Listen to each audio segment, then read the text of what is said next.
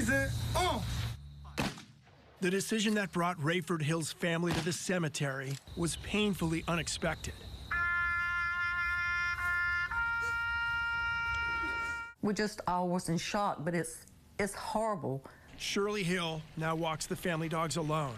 For her late husband, who was a Vietnam veteran, walking, even sitting, could be excruciating. He told me it felt like just that pins and needles were just sticking and jabbing in his legs and his feet. He said it was a constant pain. Hill tells me in September, during what turned out to be her husband's final doctor's appointment, his request for the VA to pay for a neurolumen pain management device was denied by his VA doctor. She called and asked why and heard this. I'm sorry, she can't take your call right now, but she'll call you back. That was September the 9th. I've never got a phone call back from her. During the next few weeks, Hill planned his own funeral, then ended his life behind the mortuary.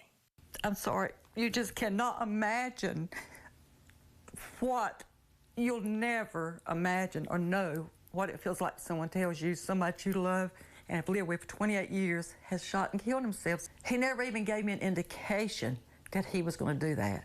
Even his kids said, I never thought Dad would do this to himself. On behalf of the President of the United States. Hill has given the VA written permission to discuss her husband's case with us, but so far no answers to our questions about why the VA denied Hill's request. His widow is also waiting for answers.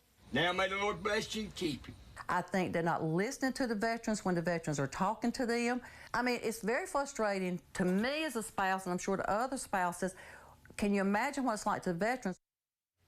Hill tells us she is also waiting to hear back from the VA on a promise to provide grief counseling after her husband's death. But what about other patients? I mean, do we know if this device has ever been prescribed by the VA? Well, according to an email to the VA from the company, it has been described hundreds of times across the country at VA facilities, and we were told that includes patients in the Bay Area. But in this time, for whatever the reason, we're still waiting for the answer. It was not prescribed. All right. Thank you, Walt. Okay. If you have something you'd like Walt to investigate, you can call the 8 on your side helpline, the number 1-800-338-0808.